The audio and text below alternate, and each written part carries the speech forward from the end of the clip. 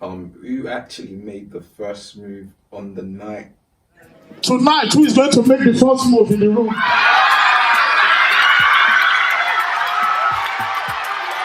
Can everybody say enjoyment?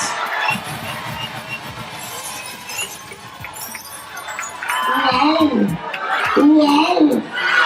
Temwa, don't waste time, get in there!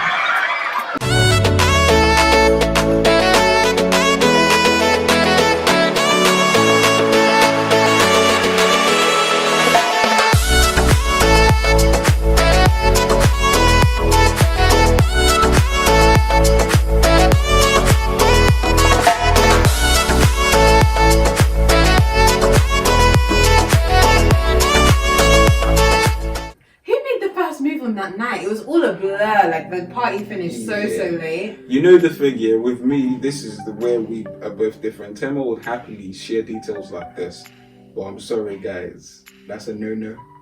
We're not going there. So it's a case of. And don't say it. She ain't saying nothing. It happened organically. Yeah, it was kind of both of us. Yeah. So that happened organically. And it was very quick. We entered the place. That's enough. Yeah. See, this is where we thank you very much. You know how it is. Thank you. Okay, move. Well.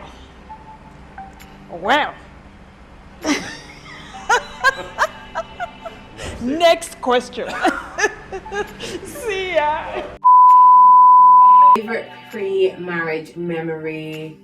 There's so many. Like too much happened in that period. It was amazing. Yeah, there was a time where he lived in a certain house. Like he lived in Birmingham and I lived further south near London. And so when I would come and visit him, we'd cook together. We still cook together now. Like, that's one of the main ways that we bond. Like we just chill and make something. Yeah. And we used to make bomb food in that house. I don't know what it was about this house. My brothers used to get so jealous. You know? Yeah. It's like she would just come over and then my brothers are like, okay, why is it only that there's good food when she's around? Like why? So that was cool. Yeah, it was nice. Yeah, but it's like since that house, like it's not the food is still very nice, but like that house is like I don't know what happened in that house, but it just packed. Yeah. Every time it was good food. Mm-hmm. So that's one of my favorite pre-marriage memories. Oh my gosh, there's so many that I could mention. So many. I think for me, it's just mine was just very simple. It was when I lost my mum. It was just a case where I was going through a lot. Yeah, it was difficult. I don't like to talk about it, but it was my favorite pre-marriage memory. And she came all the way from uni. She left uni, came over to my family house, and she just came to be around and prayed, cooked, helped out, chilled with my aunties and my brothers. And I thought, this girl's cool, because it was very much early days, and to see someone that cared so much about me and my family, and obviously at such a tough period for me was very good. But it was a very pleasant memory. Yeah.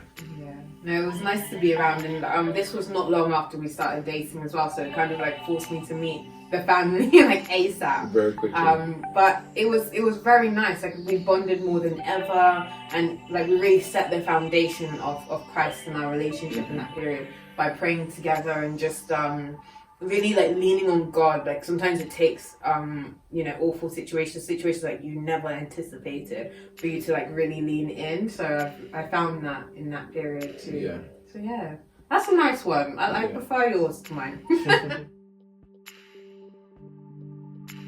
Because it wasn't just that a moment that I knew. I kind of always knew. It's not to sound cheesy, but it's almost like we went with that purpose. We're going to get married, and therefore we were just. It's like this is what we're planning to do anyway. Let's move. Yeah. But I think it also gave me a lot of security, as a woman.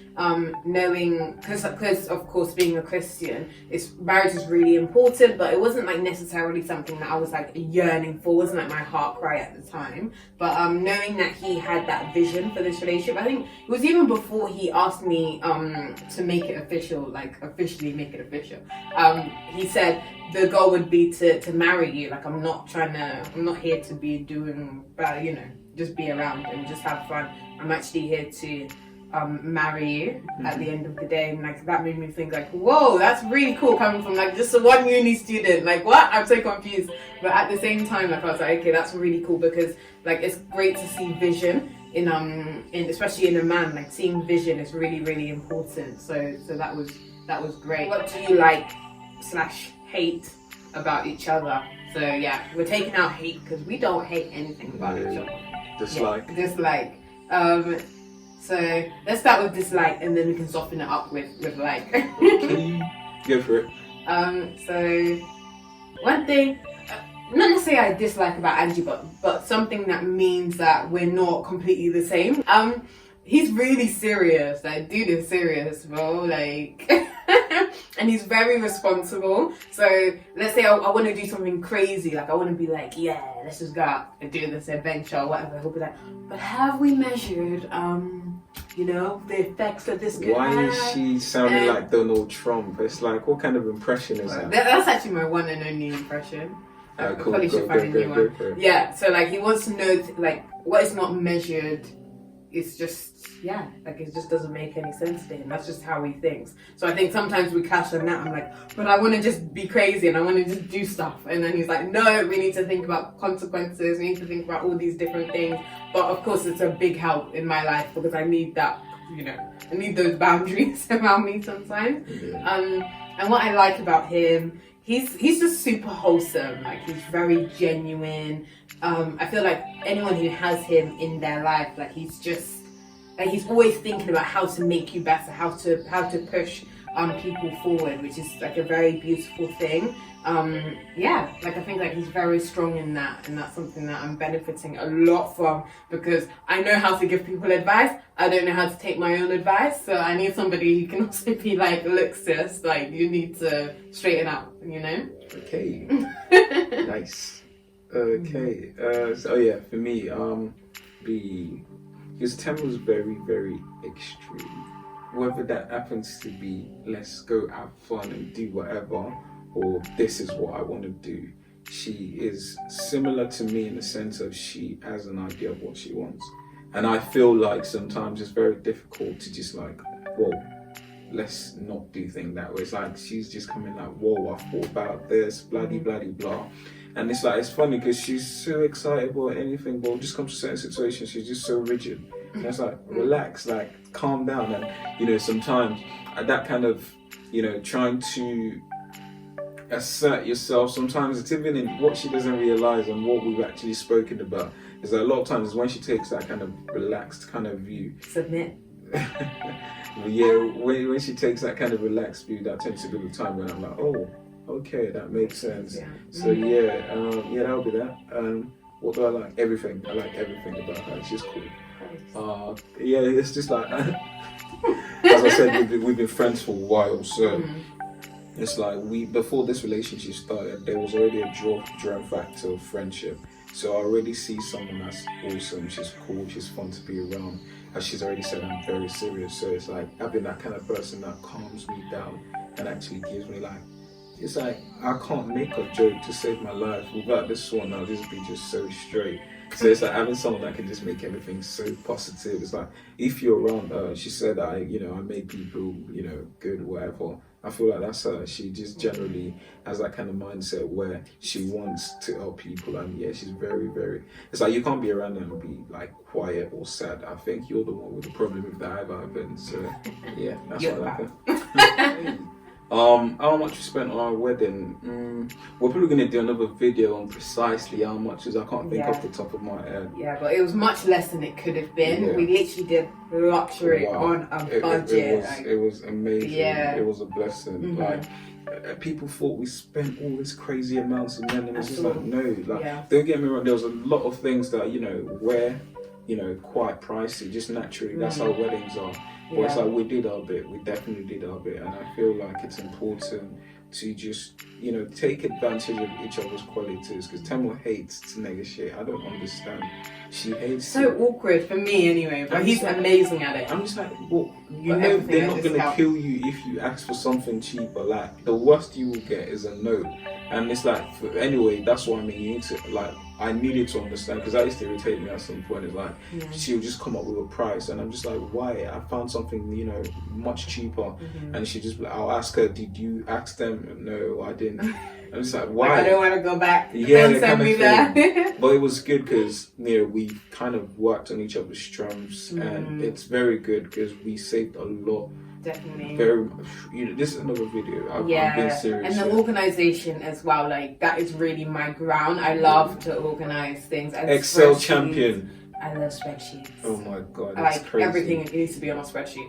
Like Literally. I measure everything. Literally. So it was really fun for me to put things down for our wedding on a spreadsheet and just make sure that people are doing the right things, time scales and stuff like that. And it just helps you to have a lot of peace on the day because I just gave that over to everyone. I mean, to the coordinators and family and whoever needed to see it to make sure the day around me was running well. So then I didn't have to get up off the stage and now go and confront. Stop fighting. Yeah. So why is this cute such a mess? Yeah. Because there was people already on it, and it was like really what it reflected us as a couple without us having to really orchestrate everything on the day. So that was really great, and can't wait to share these tips with you because it's amazing. It makes such a difference. It's not even like it's crazy. It's in the simple things. Yeah. But it's just being attentive to detail because you miss out on one tiny thing and it can affect so much. Yeah. Like we literally just say thousands upon thousands. So much money. You're gonna be shocked at how much we spent on our wedding. You're gonna be so shocked. Like I'm gonna give you a taster. My earrings were less than £5. Yeah. Another video. I think but the way we deal with money as a couple is really good so far, but I think like being agile is very important as well for us. So it's not like the way we deal with money now is always going to be that way because we need to change depending on maybe how much we earn as the family grows, that kind of thing. So we're really flexible. It works in seasons, doesn't it? Yeah, absolutely. But we're really open with each other as well. Like, I don't say, oh, my money, and he says his money.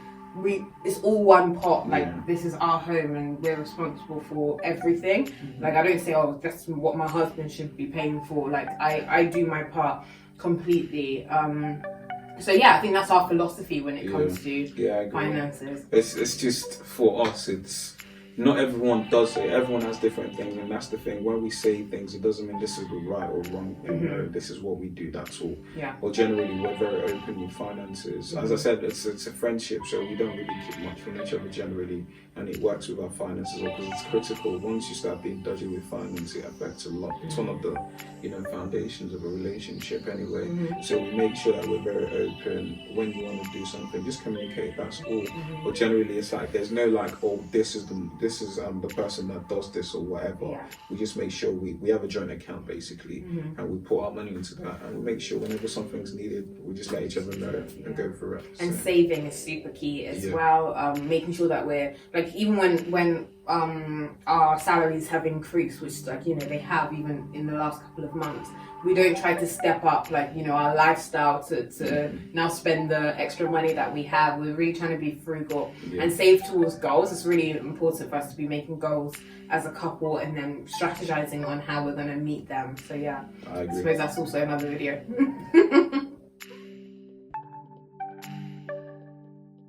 There's no stage of really being ready. Like there's no age, there's no stage, there's no amount of money you need to have or whatever. The main thing is that you're in tune with, what God wants for your life. So, and like sometimes if you have like an air of desperation on your heart, like it's something you really want, you have to kind of question yourself and step back and just really go into that place where you're listening to what God has to say, because otherwise you could be orchestrating things for yourself.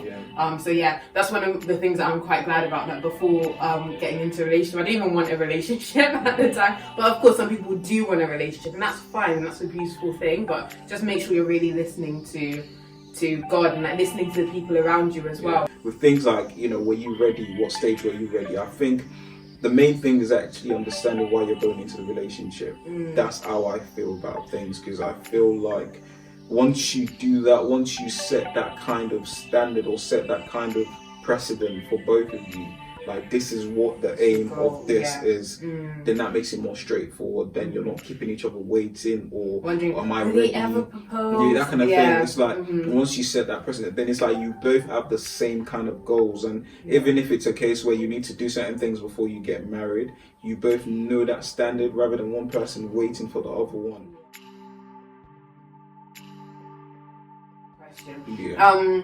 So purity, boundaries really helped. I think there was enforced boundaries, and then there was boundaries that we kind of made ourselves. Yeah. So the enforced boundaries being, I lived at home in my mum's house, and then he lived with his brothers and stuff. So the people who were around, like, it's a bit. Yeah, we had the right kind of people. I think accountability is key. We were very, very blessed in the sense of we did not have to create it for ourselves. It came naturally. Yeah. I've got 4 brothers. She's got a mum. She's got everyone at home, her brothers. Yeah. So it's like we kind of had that accountability from the start. In university, we had loads of friends, people that are always checking up on us, asking, you know, where you, blah, blah, blah, blah. Yeah. So it kind of like, it was forced on us.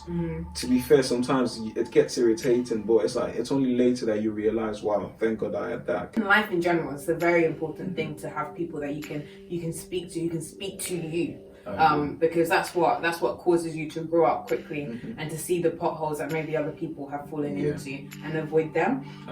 So yeah, like in this sense, having people who were on us that we didn't really want to be on us, and also looking for advice as well, asking questions. So that was super, super helpful. Yeah. What is our favourite song at the moment?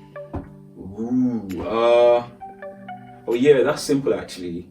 So it's actually a coincidence because it's only recently, a couple of days ago, Temwa was listening to The Blessings by Evolution worship.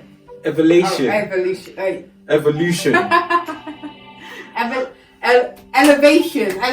worship. Wow. Evolution. It was actually on the tip of my tongue. Elevation worship.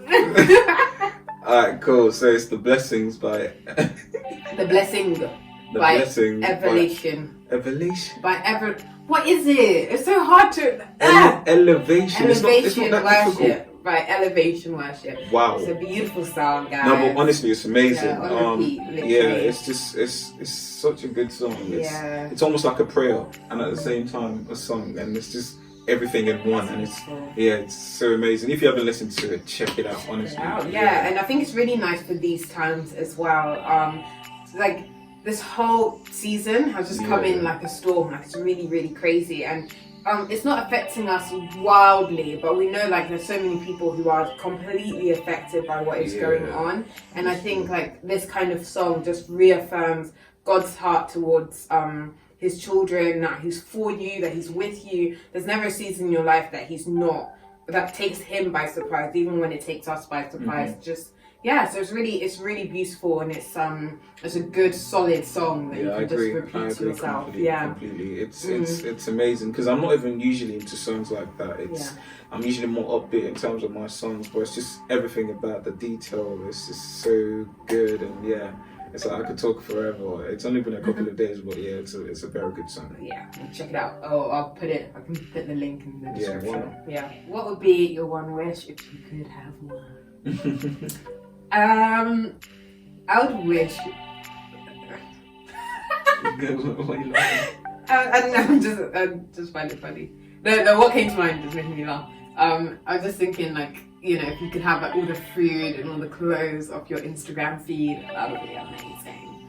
But that wouldn't be my one wish. My one wish would probably be to that, I don't know, like to end poverty, like have every child having education and food and everything that they need to grow up properly. Childhood is such a precious time, and like it's really close to my heart. And I wish that every child had the opportunity to become as great as they could be with the tools that they need, and I think that everyone can make a difference towards that. Like it really breaks my heart to think that of the terrible situation some children are in. So I would definitely change that for sure.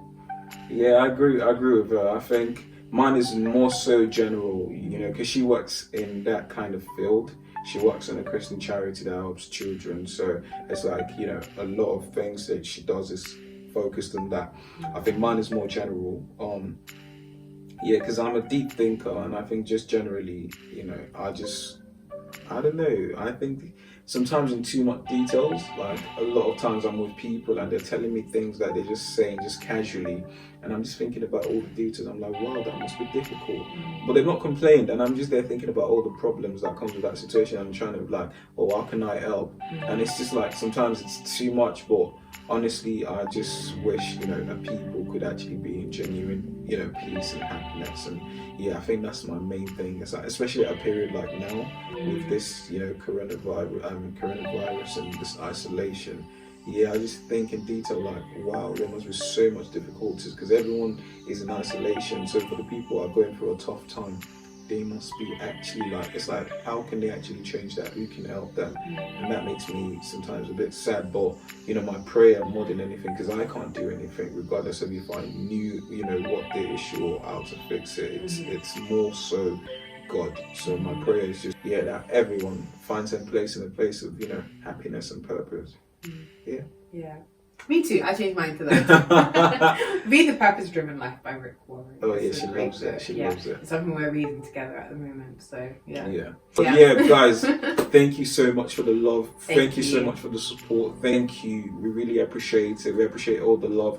Keep subscribing, keep liking, keep posting. We really love it. And hopefully we'll see you soon in another video. Yeah. So yeah, let us know what you want to see next. And thank you so much for tuning in. See you again soon. Bye.